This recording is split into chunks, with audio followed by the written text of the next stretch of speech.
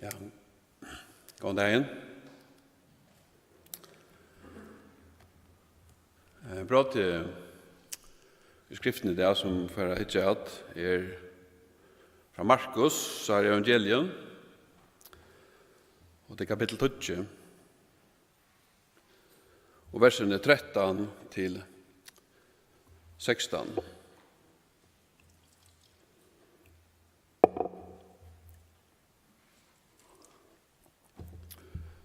Arne kvar teksten skal vente oss til han som hever givet oss enda teksten. Fægir okkara to som i himle. Heilagt ver navntutt og komme rydgetutt. Rydgetutt kommet nær Jesus Kristi. Som okker i dag for å høre om hva du har å si om rydgegods, så blir jeg feir om at du må stille hjørste okra, og at du må signa årtøy så er stille at det må være åkken til signing og oppbygging og til frelse for han som ikke en kjenner til. Signa løtna for tillykken i Jesu navn vi. Amen.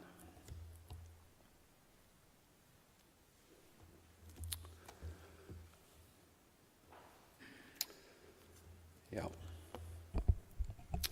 Teksten i det er i Markus 20, 13-16. Han hever en bådskap om hvor vi kan komme inn i rydgegods, og om hvordan en kan komme inn i rydgegods.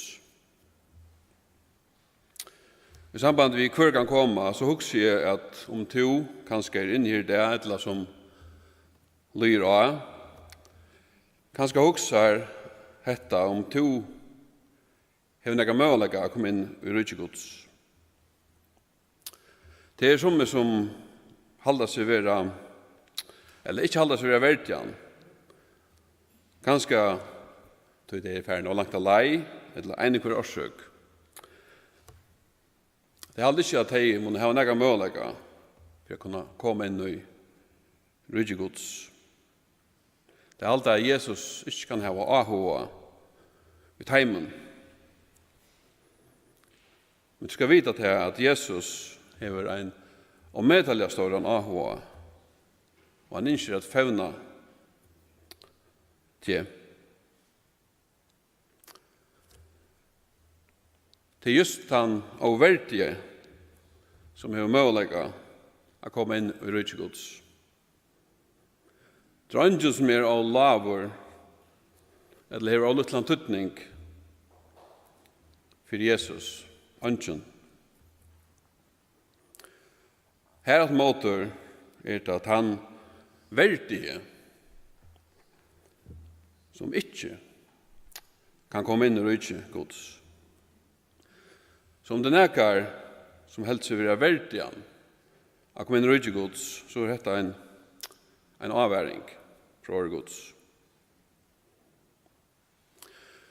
Så det heter hvordan kommer han inn i rydgegods. Kanskje etter noe som du er ruksa enn at tog.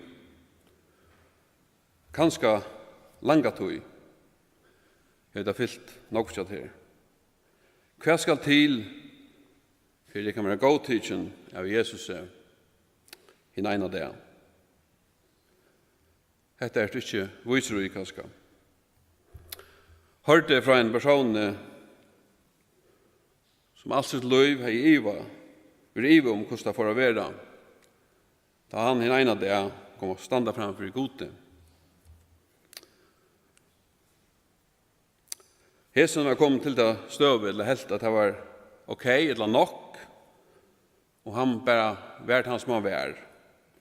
At han var en autentisk person. Så vi er jo hos alt feilande mennesker. Og om jeg så gjør mitt beste, man da så ikke for å være noe mye. Så hese personen vågner i at det får nok. Han vågner i at han får høre god sige. Du har gjort det beste. Kom inn. Men svær gods, som bare teksten om det, verer til en slykan, at du skal alls ikke komme inn i rydtje mot. Men vi tror at det er bedre eisende at vite i teksten om det er kosse. En kommer inn i rydtje gods. Så det er Jesus og grunn svære på. Og så også om lagen som jeg har sett over alt av Jesus, så minner tekstdragen i det eisen ja, at det ikke må være en forring for nekran å komme til Jesus. Og om vi ikke har ångsvekkene ut i huset nekran i åkra sinne, som åkra halta ikke kan komme til Jesus. Og om dette, tjattene i evangelien, at det er best vi trygg, at vi avlidde en så lydbaten, at Jesu fullgjørte verk av Golgata, at mennesker slipper inn i rydgjegods, at det være frelst. Så må vi få lese teksten, og hukse om han er det, så må vi hukse om at han er pastor av en evangelie, som begynner vi å vise hvor Jesus er, at han er Kristus, Messias, sonegods, og så enda vi at det som samme sonegods, han er overrett av det. Han er krossfester. Så det er en gledebådskap som vi har, som evangeliet merker, er jo fokus på kross Kristus her. Det er krossen som gjørs mer og mer tydeligere som å komme tjøkkenen et evangeliet. Og det mest viktige, kan man si, det er det hatta punktet er at sånne gods blir krossfester.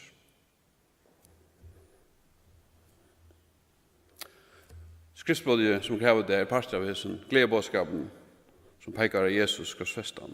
Vi skal lese Markus 12, versene 13 til 16.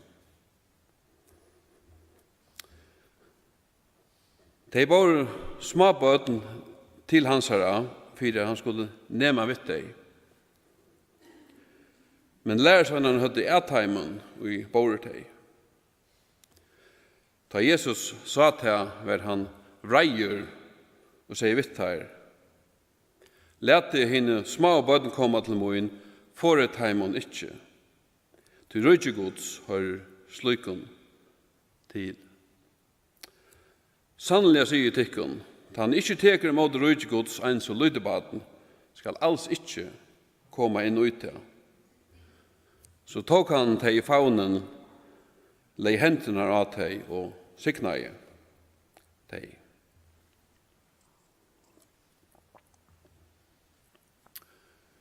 Vi sier her at det er småbøten som vil ha båren til Jesus. Begge til at det er småbøten og til båren til Jesus viser å tarra og kjølbjergene. Det viser å hvordan de er avhengige av forsyrkingene fra foreldrene.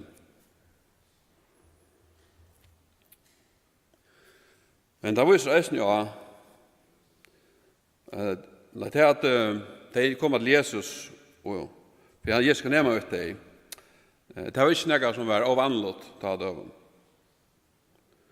Det var faktisk vanligt at jødiske mentan at det kom til en navnfremman rabbinere eller lærere for at de skulle sikne bøttene. Jesus var vujagjiden for sin lærdom og de gode verk og underverk som han er fremt. Så ikke undanholdt at de ville bære bøttene til Jesus, og så ikke eisen hvordan Jesus siknar bøttene. Hetta vera bøttene bæði små og stor til Jesus, ser vekkert, og eier ikke minne det av være noe som ligger akkurat atterlige av hjertet.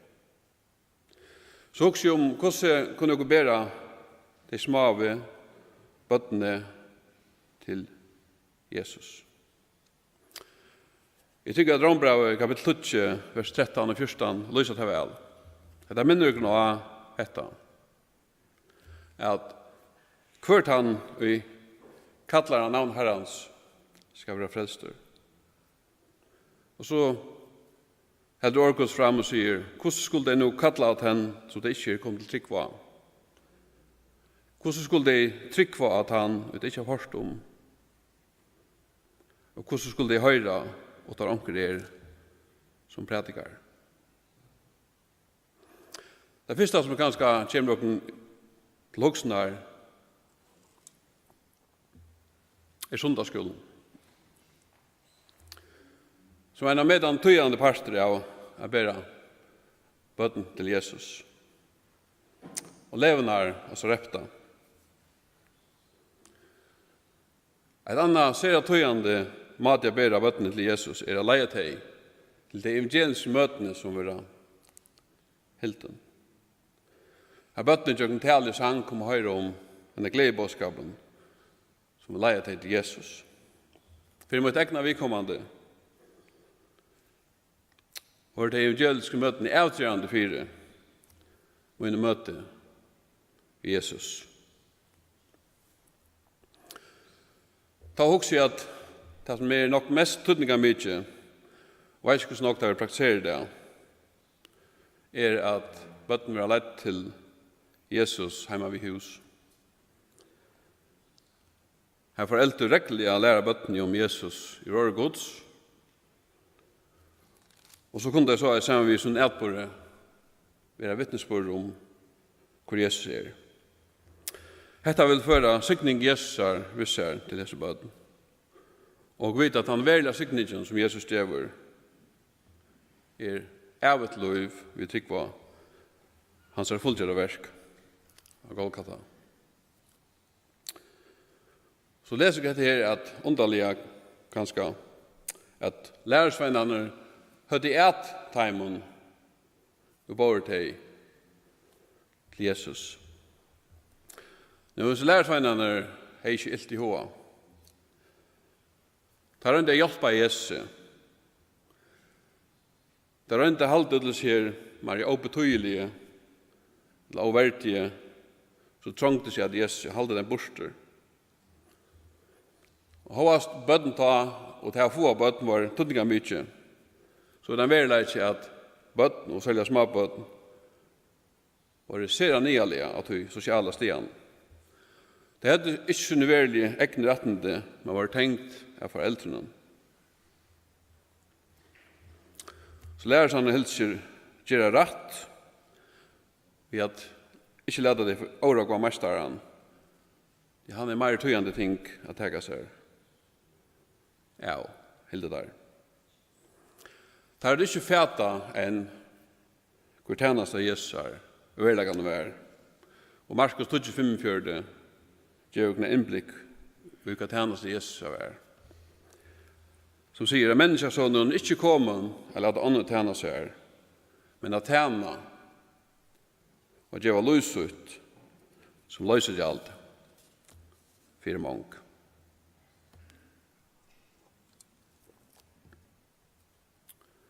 Så stendte at Jesus ser dette, at det får av bøttene komme til han, så vil han vreier.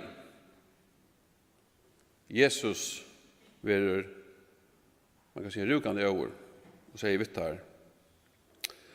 Lät henne små bøttene komme til min, foret ham ikke til rydgjegods, har slukken til. Et år for vreie, som lyser Jesus har reaksjon her, innebærer eisne dette at han har en kjenslig av sorg. Han blir rørt til et, man kan si, sterkt motmæle. Og han viser sånn avnøgt rettelig sterkt i for lærersvannen sin. Dette peker eisne av Han tøtning som han ser at de små bøttene slipper til han. Og som jeg leser selv årene her på en, og det er om å fordre nøkkerne komme til Jesus, så jeg husker jeg at og det som tryggvande eisene, må ta det til dere, at dere ikke vil slik på noen som smata, at dere vil ha forring for nøkkerne å komme til Jesus. Årsøkene til at jeg ikke skulle fåre dem er at til rydtje gods høyrer slyken til. Slyken til å si små om bøttene, som jo kommer som småbøtt, som han ikke kunne gjøre, og som han ikke kunne gjøre for å komme inn i rydtje gods. Slyken viser eisen til de som kommer på samme måte som småbøtt. De som kommer til Jesus og ikke har gjeva honom.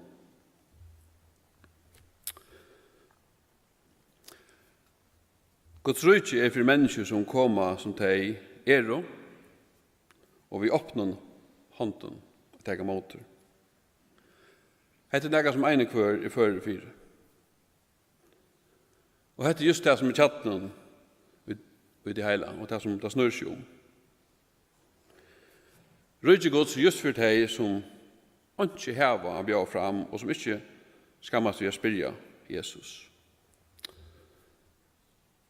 Og Jesus lærer seg fast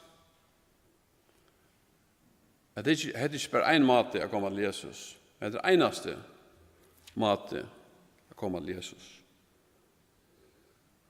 Det er best vi tar med hånden at når kommer inn i rydde Guds. Du sier han sannelig sier tikkun. Og det er sannelig legger avherslig av og indikerer til noe av allsår tøtninger som han sier. Han og ikke teger mot rydde Guds ens og lydebaten skal alls ikke komme ut av.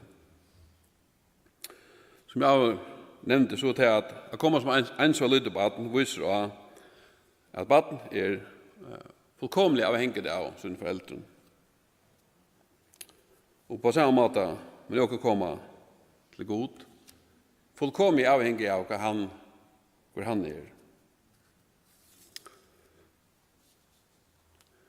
Og nok dere komme ens og lyde baden. Nok dere komme vi fotlen anledning av hva er god gjort, så kommer dere alls ikke inn i rydde Guds, og alls ikke merker 100% ikke. Jeg tykker vi at jeg kunne si at dere som ikke kommer til Jesus som voksen menneske,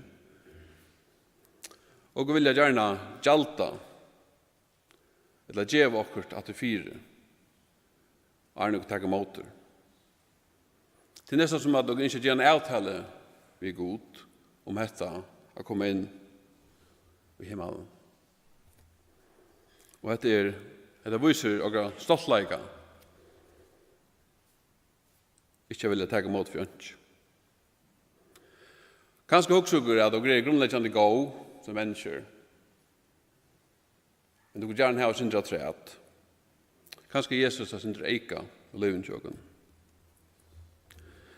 Men Jesus sier faktisk også til at det er ikke som du kan bjøa mer, sier Jesus, for du kan slippe inn i rydtjebøyt. Det er bare ett som også kan gjøre som mennesker. Det er en tredaleis ivergjøring til Jesus. Det som Jesus har bjøret til en gava som han ved det synen kjøpte åken av Golgata. Og kunne bare komme til Jesus en så bøtt, vi ångon status, ångon føreleikon, ångon erspeskapet, ikke åken sjølven, bare som dere er. Og så stender dette at Jesus, han tok deg i favnen, leie hendene av deg og sikna i deg. Dette viser hvordan meddeler feien Jesus ville ta mot disse bøttene. Men lykkes så feien som han ville ta mot disse bøttene, lykkes så feien vil han ta mot en kvarjon, så kommer til han på samme måte. Og han vil sikna deg. Nå, det en sikning som fra Jesus Kristne, Herren. Som større enn nøkker annen sikning. Det en sikning som av et liv. Og så spørningen til ene kvann om du innskjer dessa sikning, og om du vil komme til Kristus og tega mot honom, ansvar lite baden, måttigger. Det innebærer at du må bodja du inn i knø for Jesus, frelseren, og lyta av han. Det mest at du teger mot en frelsende avrige som god til gjørst, tjøkken Jesus. Det avrik som hever mått til at frelsa fra synd og fra lønnen i synden djever som deg. Jesus han som golde kostnaden, og Jesus har vunnet siren. Han har tidsi avleggingarna på seg av syndokkara, og han vann siren av Golgata. Og han bjøvar til hetta løysegjaldi og henta siren som en gave.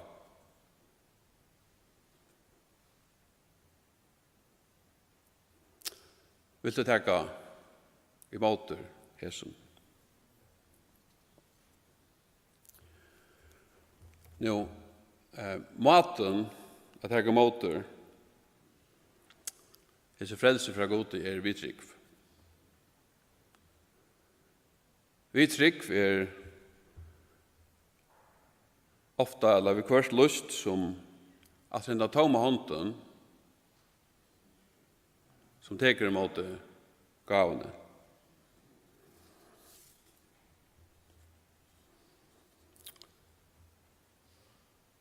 Da det gjør det, så mest det at du teker imot det som Jesus har gjort. Og det mest er at du setter alltid og allit at det som Jesus avrikar av krossen. Og at trykk var Jesus mest er at teka motor eins og lytte baden. Jeg også det en sera grei mynd av hvordan en kan komme inn i rydde Guds. Og en grei mynd av at det er ikke anna som leier til inn i rydde Guds enn Jesus og det som han gjør. Jeg også enda vi 5 versene i 4 Timotheus 2, versene 4-6, som lyser dette øyla vel, hvordan i frelsan til ødel, og det Jesus omføvner ødelen. Men eisne som viser hvordan det er bare at den ene veveren inn i rydde Guds. 4 Timotheus 2, 4-6, sier så leis. Honom, altså god, som ville at mennesker skulle være frelst og komme at kjenne sannleggen. Til ein god og ein middelmauer, mellom god og menneske. Menneske, Kristus Jesus, som gav seg sjølvan til løsegjald, for ødel. Huxar som sunnkje sannsjon 518, Janne. For meg løste en person som just har gjort detta, som just kom til Jesus, vi tar om en hånden, en så lite bad. Vi skal lese några strofer ur her, så vet ni om detta. Jeg stender, «O vertur I vær til ta nøye han gav. Og vertur I vær til ta nøye han gav. Han gjørte med frujan, og verdan hinde, ta syndamol skuld moina han bær. Så også om det her som jeg hørte fra personen som en av kom standa framfor gode og vana I, det får være godt. Så sier sista verset så her, og verdur vær til det himmelske dord, og gode at møta hinde. Men kjøtt skal I syntja en fagnavarsång om lampe som lei og I munstea. Jeg skal få enda av igjen bønn.